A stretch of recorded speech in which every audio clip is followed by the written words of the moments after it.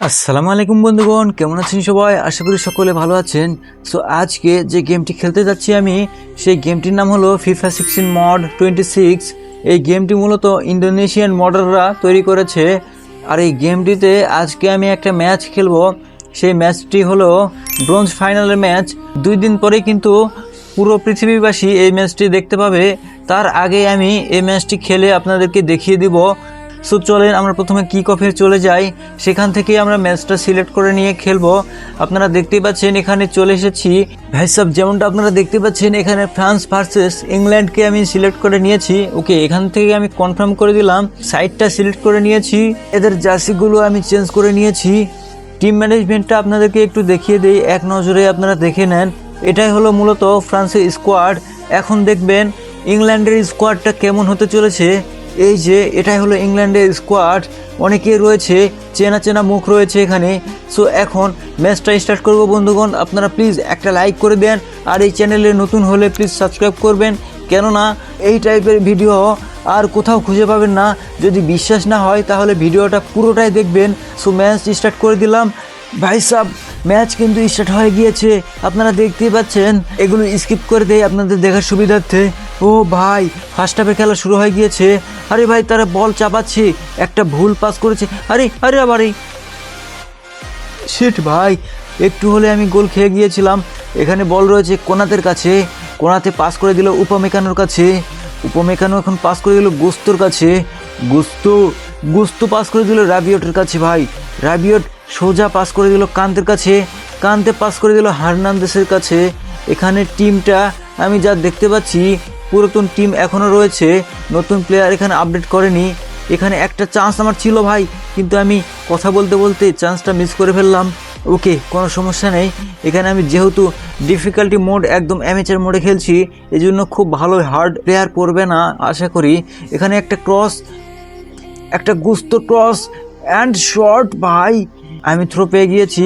এখানে বল গোস্তর কাছে রয়েছে, গোস্ত সোজা ডেম্বেলের কাছে দিল, ডেম্বেলেকে দিয়ে একটা ভাই ডুয়ের কাছে দিলাম, ডুয়ে এখন বল টানছে অ্যান্ড একটা এমবাপ্পেকে এমনভাবে বল ক্রস করে দিয়েছে। ভাই এমবাপ্পে কি চান্স মিস করলো ভাই, এরকম চান্স মিস করলে কিন্তু আর এইরকম চান্স পাওয়া যায় না। আরও একটা চান্স, এখানে ডুয়ে ডুয়ে ডুয়ে ডুয়ে ডুয়ে ডুয়ে ডুয়েকে দিয়ে একটু স্কিল দেখাচ্ছি ভাই, ডুয়েকে দিয়ে একটু স্কিল, যেহেতু এটা নেইমারের ফ্যান। ও ভাই, এটা কি হলো? পেনাল্টি, পেনাল্টি ভাই, ডুয়েকে দিয়ে পেনাল্টি পেয়েছি ভাই। অস্থির অস্থির, মানে কি বলবো ভাই। এখানে দেখেন আমি ডুয়োকে দিয়েই শটটা নিব। ওকে, ডুয়োকে নিয়েছি আমি। এখন এখানে জাস্ট একটা চাম্পা শট করে দিব নেইমারের স্টাইলে, অ্যান্ড বুম, গোল।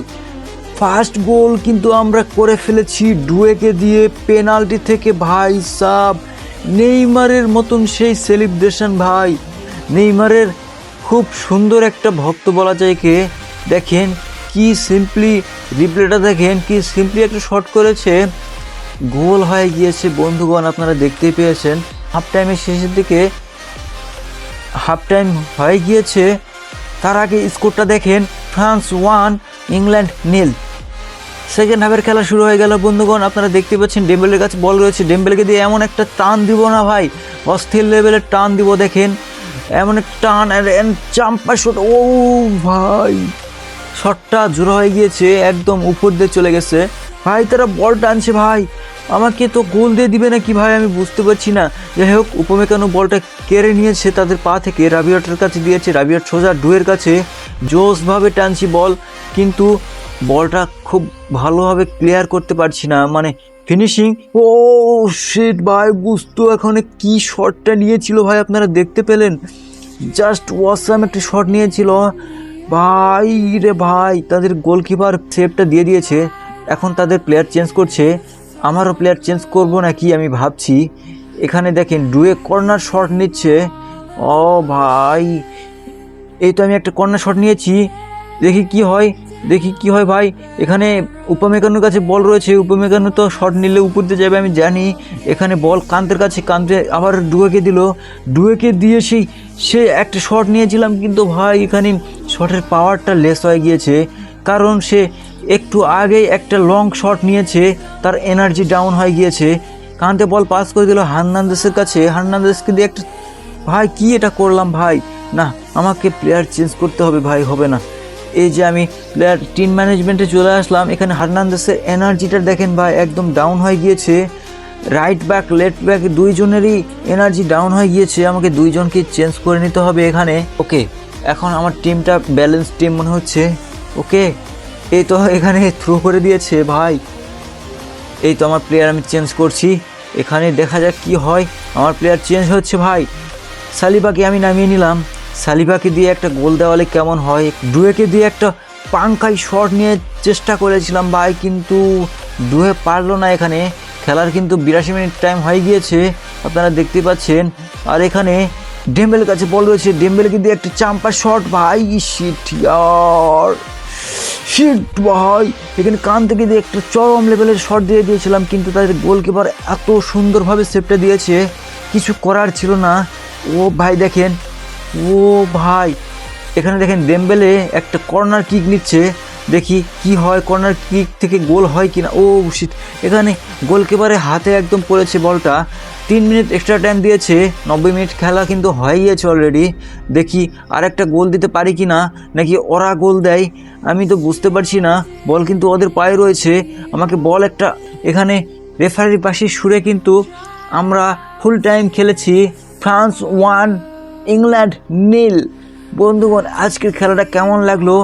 ব্রোঞ্জ ফাইনালের খেলাটা অস্থির লেভেলের খেলেছি আমি। আর আপনাদের কাছে কেমন লেগেছে অবশ্যই কমেন্ট করে জানাবেন। আর প্রেডিকশন করতে পারেন যে কোন টিমটা জিততে পারে আর কোন টিমটা হারতে পারে। এখানে ম্যাচ রেজাল্টটা আপনারা দেখতেই পাচ্ছেন। এখানে ম্যাচ ফ্যাক্টরির মধ্যে যদি আমরা যাই তাহলে আপনারা দেখতে পাবেন স্ট্যাটিস্টিক। এখানে গোল করেছে ফ্রান্স 1টি, যেখানে ইংল্যান্ড একটাও করতে পারেনি। শট নিয়েছে ফ্রান্স 8টি, যেখানে ইংল্যান্ড মাত্র 1টি। শট অন টার্গেট রয়েছে ফ্রান্সের 7টি আর ইংল্যান্ড 0। বল পজিশন কিন্তু 58% ফ্রান্স ধরে রেখেছে অ্যান্ড 42% ইংল্যান্ড। ফ্রান্স ট্যাকেল জিতেছে 4টি আর ইংল্যান্ড মাত্র 1টি। ইয়েলো কার্ড, রেড কার্ড এগুলো কেউই পায়নি। শট অ্যাকুরেসি ফ্রান্সের 87%, ইংল্যান্ডের একদম 0%। পাস অ্যাকুরেসি ফ্রান্সের 86%, ইংল্যান্ডের 80%। সো স্ট্যাটিস্টিকটা আপনারা দেখে নিলেন যে কোন টিম কেমন খেলেছে। সো আজকের ভিডিওটা এখানে শেষ করছি। আপনারা ভালো থাকবেন, সুস্থ থাকবেন।